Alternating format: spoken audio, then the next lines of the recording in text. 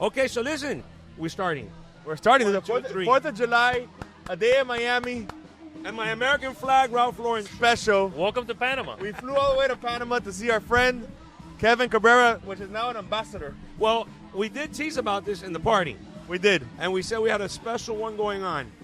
Mr. Ambassador, thank you, and thank you for making this happen. Thank you In for Panama, coming. brother. We appreciate you. Thank you for Let's say coming. this is the first. This is the first. So we had our commissioner in the podcast, County Commissioner. and then he invited us to come to Panama and interview now our ambassador. Just to the a United few States. thousand miles away. Just a few Just thousand down the bucks. street, right? Yeah. Esto en español se dice, hay que quererte. Yeah. We had a great time. Well, thank We've you for had a coming, great time. and We've I had a hope great you time. enjoyed Good the party. hospitality, too. We've had a great time. If us from Miami, we know how to do something is we know how to throw a party. So I hope you enjoyed 100%, yourself. brother. Yeah. Listen, so I want to start off with one thing. How has the transition been? You know, take us to the. I know we've talked about, you know, when you were Dade County Commissioner and all that bunch of stuff, but you know, this is another level. This is something else. We want the viewers to experience through your eyes what you experienced when you got that call. Well, first and foremost, I want to say where we're at to let everybody Yes, know. So we're thank here you. at the U.S. Embassy Yes. in Panama. Today is not the 4th of July, it's the 5th of July, but today we're celebrating with all of our employees, their families, having a good time, music, food, our friends from Miami, and just enjoying American independence. But we talk about the day I got the call. So the day I got the call, you know, President Trump endorsed me for the county commission on Cinco de Mayo. Yes, he did. And he nominated me for this position on Christmas Day. Wow. So I'm just waiting to see what happens a few holidays from now. But it was amazing. The experience was amazing. It couldn't have asked for a better gift on Christmas Day. We had the conversation, and it truly is an honor to represent President Trump as his personal representative and to represent the United States of America in Panama. Well, listen, I told Daddy, I was telling the wives here, we praise you because I think this is wonderful. The fact of, you know, what, a Miami boy, a Miami guy, a Miami man, you know, here we are talking to our ambassador in Panama. You know what I'm saying? So I kudos to you, you know, and kudos to President Trump for nominating you. You know, he was doing the good right call. nomination. It was a good Huh? nomination. It was a great nomination. So I want to jump into another question. You got to Panama. What's the first thing you did when you got to Panama? So the first thing I did was I went to Coca-Cola Cafe, which I believe is the only cafe in the world that has the rights to use Coca-Cola in their name. They've had it for many, many years now, and we had some cafecito and we had some hojaldra, which is a traditional Panamanian dish, kind of like an elephant ear of sorts. Really? But no, We haven't had that. but no sugar. But what I will say, the cafecito was great. It's not Versailles, it's not La Carreta, it's not Tinti Cafe, but it was good. Do you miss those so far? You know, we're teaching the folks here at the embassy to do the espumita, to make sure that That's they all you have have to espumita. I mean, just I mean, and you could bring the coffee from over there too, by the way. I might have had some friends bring some packets of Bueno, Bustelo I mean, this week. You didn't tell me anything. I would have bought at least a little bit of pilon or butelo or something like that. That would have been an issue. What's been like your biggest culture shock, if any? Have you had any culture shock yet? Or? Oh, listen, I tell folks, ask me all the time about Panama, what's different, what's it like Miami, and what I will tell you is that Panama is very similar to Miami. It's hot, we have a lot of humidity. Yes. More people speak Spanish than English. You know, I feel right at home. Good. Not much has changed, I would I say. can tell you, and I've talked about this. This is my first time in Panama. And everybody I was telling, I was going to Panama, people would tell me, oh, hey, Panama's like Miami. The skyline of Panama is like if you're being the skyline of Britain. It looks just like Miami. It's yeah. crazy. Yeah. You know, but I tell you right now that we have been fascinated with Panama. I tell you that between The Caco Viejo, hospitality has been that whole area of the Caco Viejo area, spectacular. The hospitality has been on point. The food, the restaurants, I can't tell you enough. The whole city is beautiful. And I will say, when you look at Panama and you look at the United States, we've had a long-standing friendship since 1903, since we've had diplomatic relations, and we've worked very well together. And I will tell you is that when you look at number one trading partner, the United States, when you look at number one foreign direct investment into Panama, the United States. So again, we work very closely together, whether it be in trade, investment, or even areas of security. Listen, Panama, just a few years ago, you had over 1 million people that have crossed over the last couple of years through the Darien Gap. Over 1 million people. Over 1 million people making their way to the U.S. southern border. President Trump said it, Secretary Rubio said it, that the U.S. border, when you really look at it, it's down here. You got about 50 miles or so of the Darien Gap that connects South America to the rest of the Americas. 100%. So the work we do here, it's cheaper and it's more efficient in making sure we secure our southern border. So again, over 1 million people that were crossing through here, President Trump, President Molino working together, they stopped it. Today, it is 0. The number is 0. The Darien Gap is closed.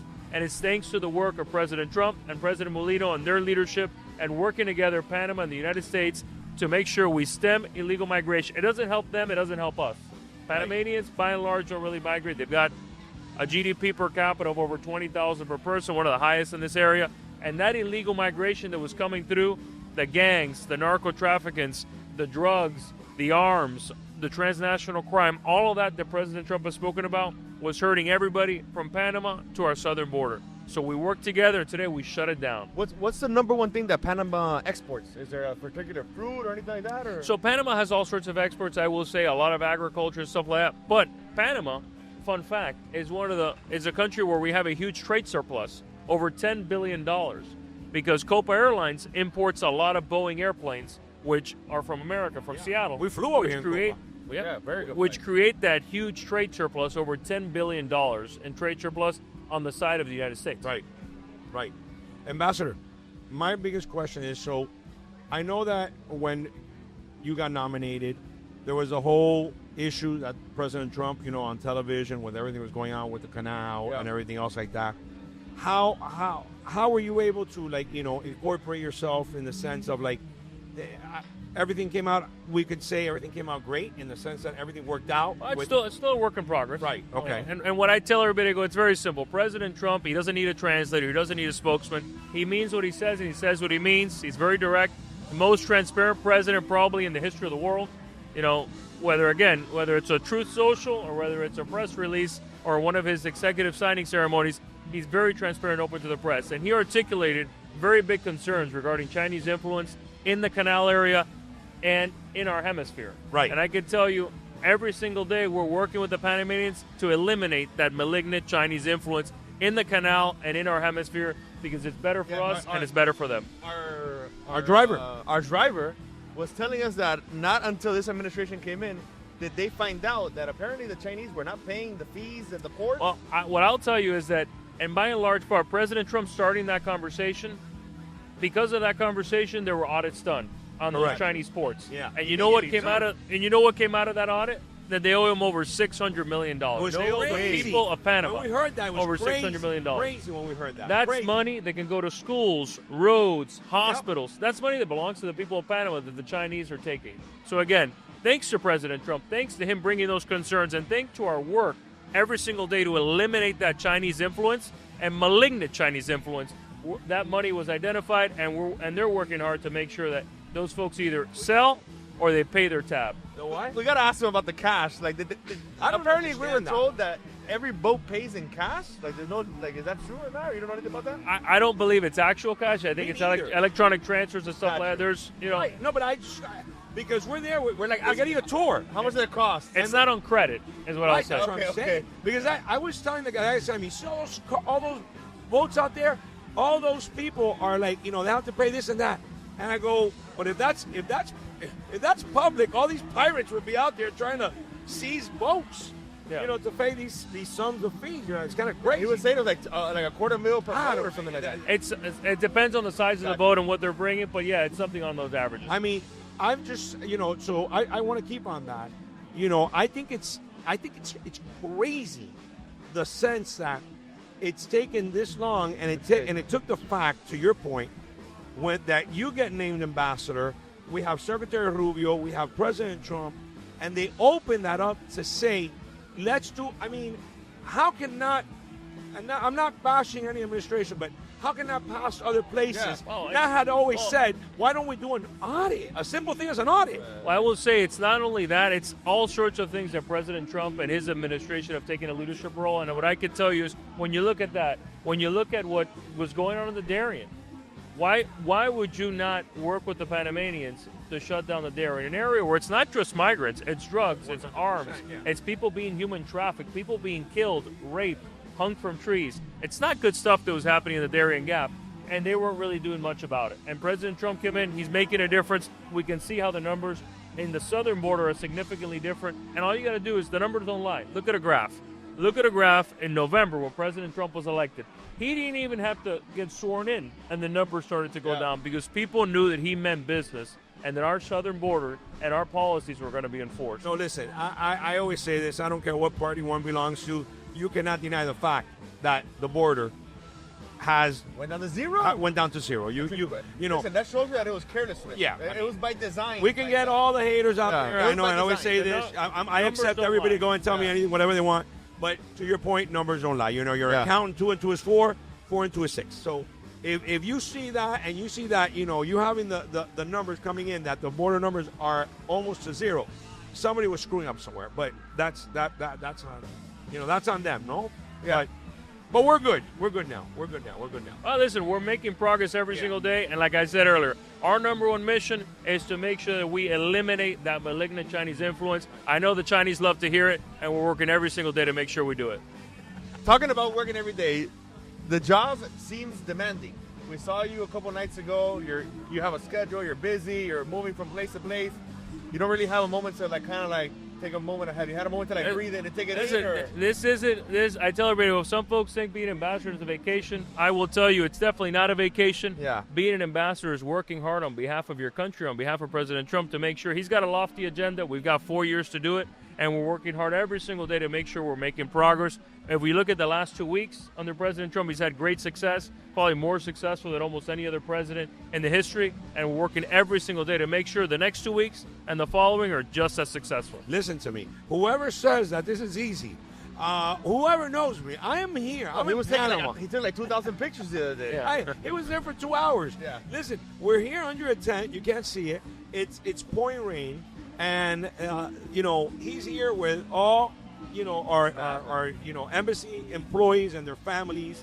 I mean, this is not because it's, you know, a party, but it's hard work. And when you see this, you know, firsthand, you can tell what's going on. So what's like your typical day to day?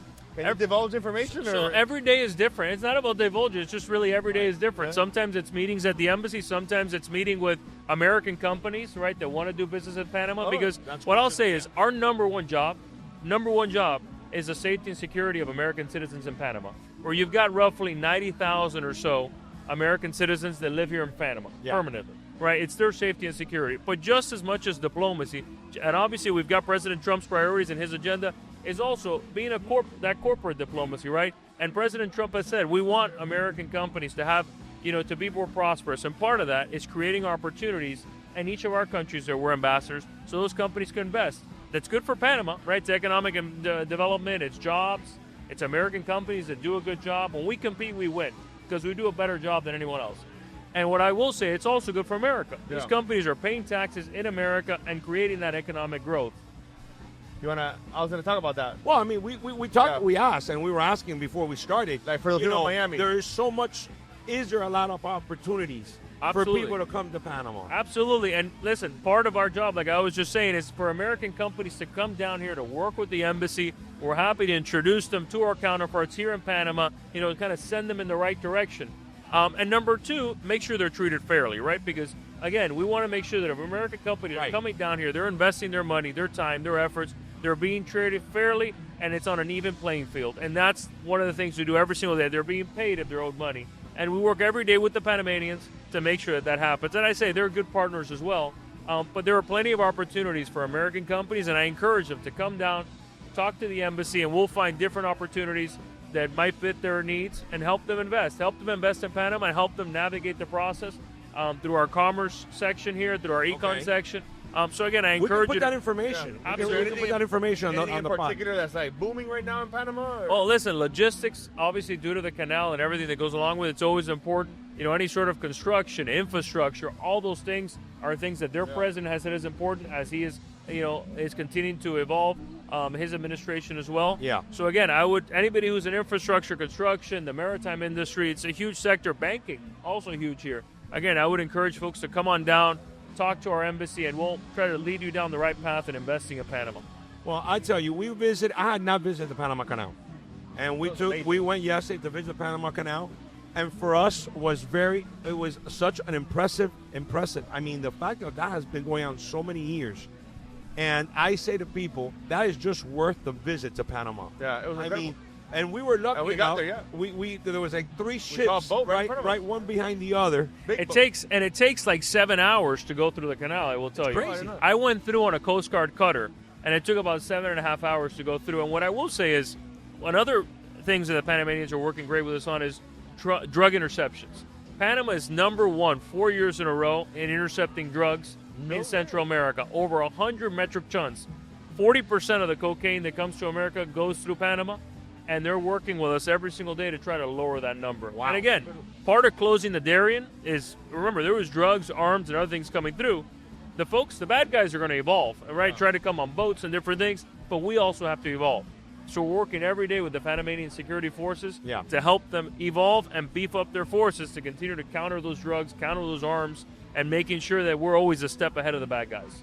So I know that in the Panama Canal in the morning it has a shift. So in the morning time, they're moving what, Atlantic to Pacific? It depends on the reservation system, right? Like it all depends. Maybe that day you have more boats going in a certain direction than another. So traditionally speaking, it depends. They'll organize it in a way that makes sense. They have a system that sees how many you've got going one way. Maybe maybe the majority of the boats are coming at a certain hour, right, into the canal area. So it all really depends. They use a good system to control those reservations to make sure it's the most efficient way possible. And is every boat that comes through there checked? Or is it just passes through? No, so the Panamanians and the Americans, we work together to make sure that if there's any boats, again, similar to happens in America with container ships and so on, if we identify a vessel that we might have intelligence on or so on like that, we work together and make sure we do interceptions, make sure that we're stopping any vessel, checking any vessel, again, in coordination with the Panamanians to make sure that we're safeguarding the canal. By the way, in agreement with the treaty of the Panama Canal, there's only 2 countries that have a responsibility to protect the canal under all circumstances, and that is Panama and the United States. Wow. Yeah. So it is our duty, along with Panama, to make sure the canal is open, safe, and secure. So the fact is, and I like that you touch on that basis. So the fact is that treaty is still there, in the sense that it's not like, well, a lot of people, when we talked about that, thought that, when, who was it? I think in the Carter administration? That had, I guess, handed Panama the control of the Panama Canal. So we're safe to say that treaty is still active. Listen, the treaty is there, and listen, a lot of folks wanted to try to say things that aren't true regarding sovereignty and this and that. And what I will say, going back to our good, not our good friends, but our friends the Chinese, they don't respect sovereignty. You look at a country that has done cyber attacks against Guatemala, Paraguay, Costa Rica, recently the Czech Republic. They don't respect sovereignty. You look at a country that their companies don't pay over $600 million to the people of Panama for the poor concessions that they have. That's not respecting sovereignty. So again, the Americans and the Panamanians work together every single day, whether it be on drug interceptions, protecting the canal, on migration. We're working every day to make sure that our countries are safer, stronger, and more prosperous. And I was going to ask, the mayor of Panama City? He's a young guy. He seems like a very cool guy. I scoped him out. We saw him at your event, and he's energetic. You got to be careful if he's got Ray-Bans on, because you might show up on his social media, because he's got the ones with the camera. You might end up on an Instagram He has the story. camera with the Ray-Bans. Yeah, and he was there. Hey, look at this bottle right here. Look at the trash can right there. He's like, he feels like a millennial.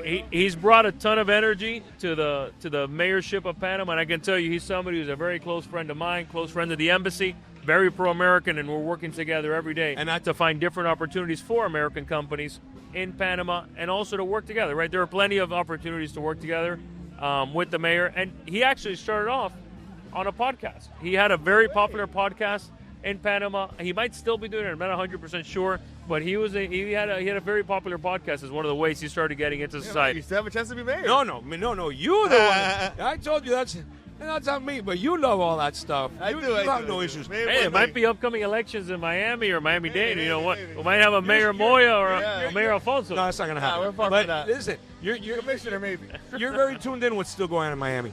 But here's the thing. We love to get, we go on the taxis, and I love to get the input from the drivers, because that's your best poll when you ask the drivers, hey, what's going on? And I'll tell you this much.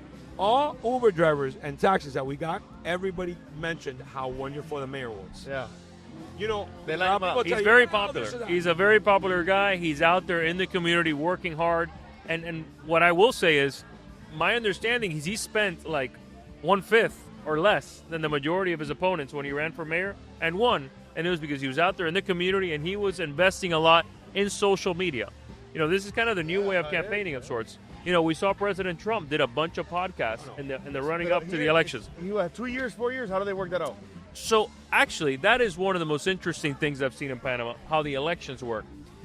Everybody in the entire country, whether you're president, mayor, assemblyman, which is their Congress, whatever position you have, everybody runs the exact same day once every 5 years. Oh, wow, you got a 5-year term. You got a 5-year term. If you're president, you can only run once, and then you got to sit out 10 years. Oh. The others, there might or might not be term limits, but everybody runs one election every 5 years.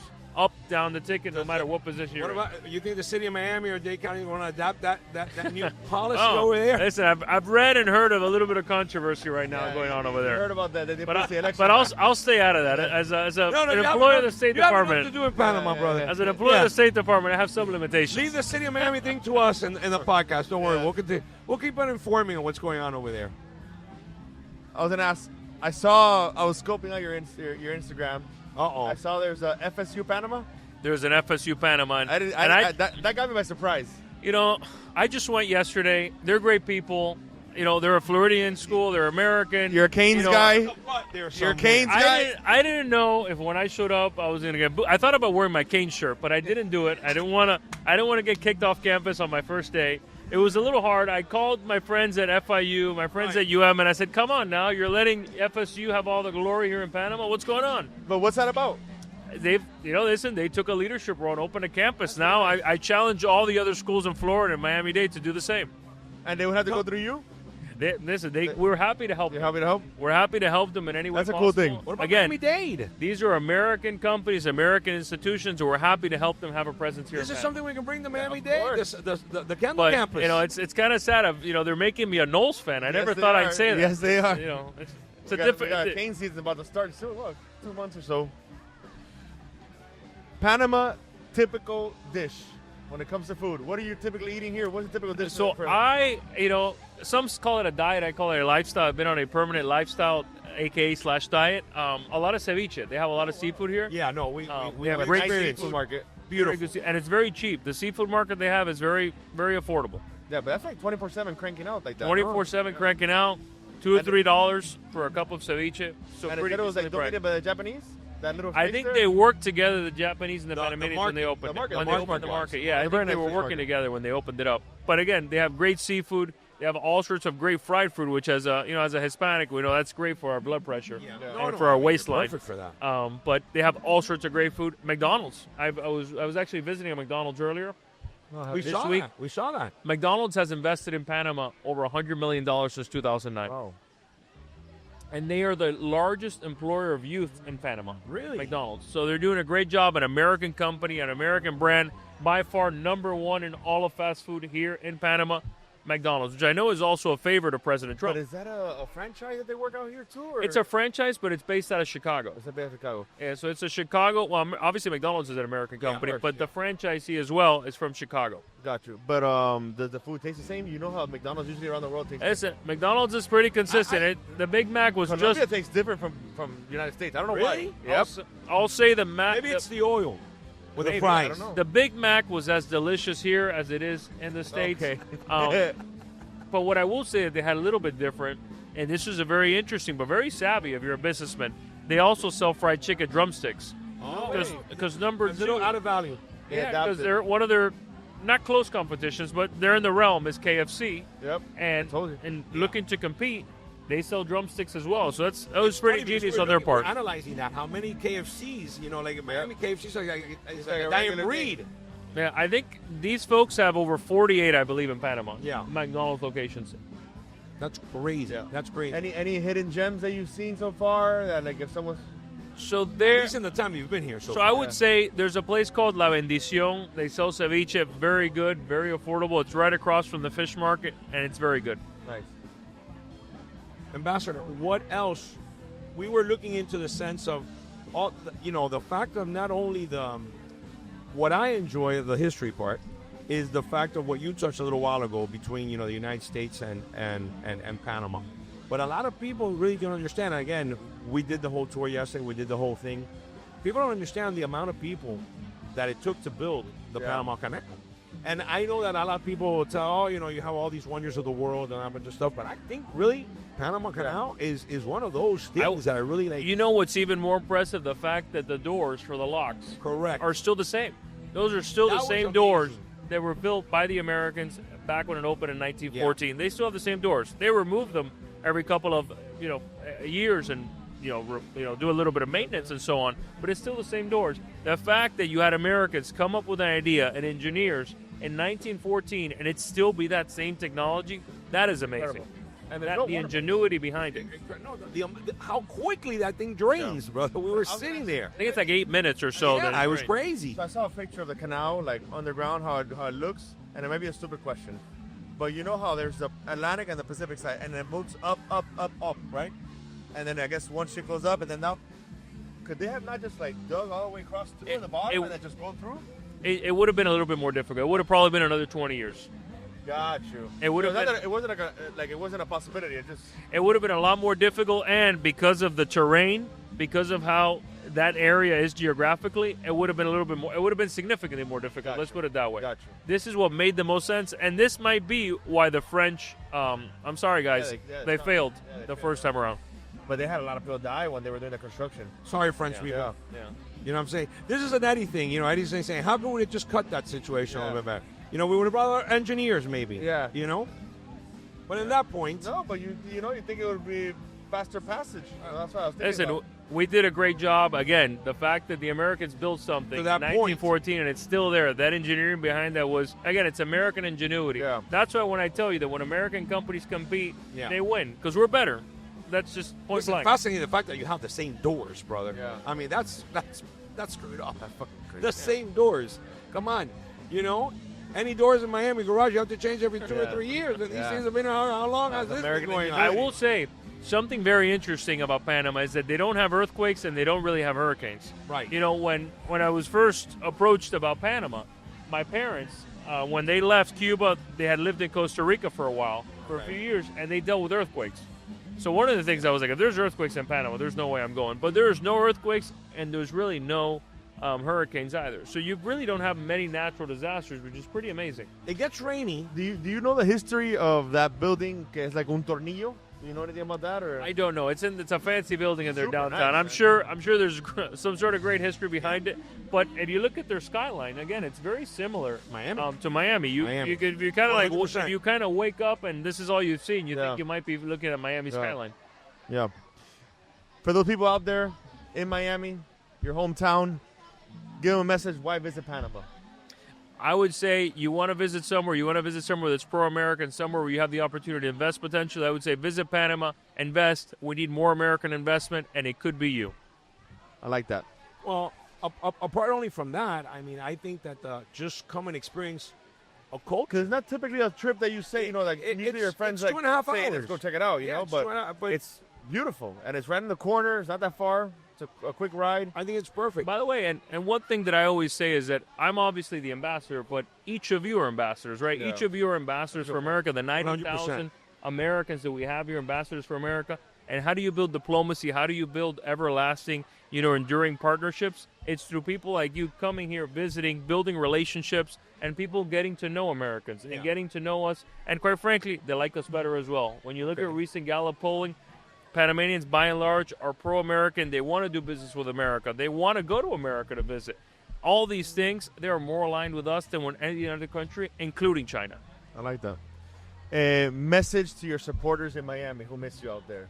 So I miss them too, and if they want to come visit. But we saw a lot of them around here. But bring a little bit of Bustelo to make sure that we can enjoy some coffee. Not that we're only playing Bustelo. I'm sorry, not just Bustelo. It could be Pilón, it could be La Carreta. Yeah. It could be Tu Café. Any good Cuban coffee. Yeah. So this is my things are the things that make you say, a little curiosity. So give us apart from the typical day of yours in the office, in your residence, do you have your moment just to say, I want to hang out like I used to hang out in my house? Or Hey, can I be in my, can I be in my That's it. pajamas? Can I watch a Netflix series? Well, I don't sleep in a suit. I promise you that. I definitely don't sleep in a suit. No, but you're comfortable in your own home. Yeah. And now you're, It's little by little you get transition. there, but I will say that I'm focused on doing the job and making sure that I represent President Trump and America well, in a way in which he and America will be proud. Well, you can't say any more than that, brother.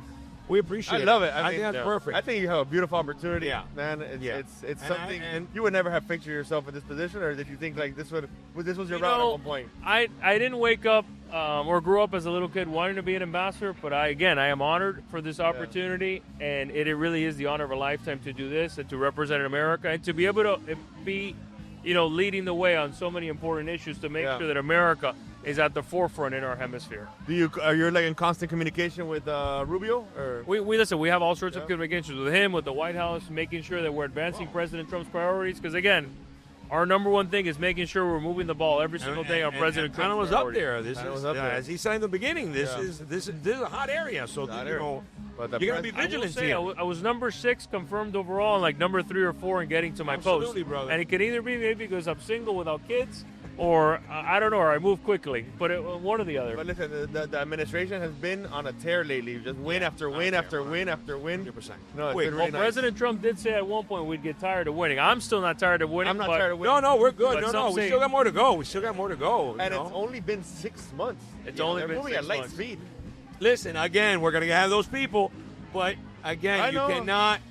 cannot take away from The what credit. you're seeing, Yeah. and the numbers are showing. Jobs report numbers, everything are out there. That's numbers. They keep on raising. So, all the haters, I get it. They're gonna say da da da da. But at the end of the day, numbers are numbers. Listen, numbers speak for themselves. He's Numbers doing a speak great job, and President Trump has done more in 6 months than many other administrations have done in 4 and 8 Is there any like Miami-based company that you would like to see here?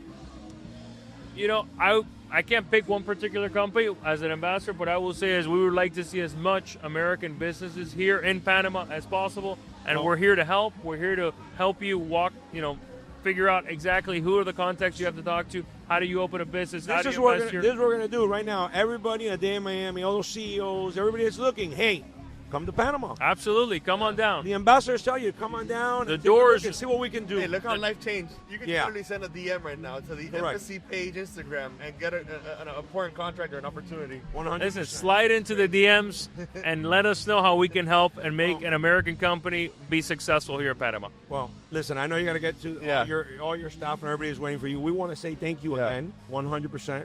We totally appreciate you inviting us to come down and do this great interview, or giving us the opportunity to come down and do this interview, especially from the spectacular place It's been amazing. in the backyard of the embassy. Absolutely. Thank you, Thank you sir. so much. Thank you, Mr. Ambassador. Thank you, brother. Thank you, Miami.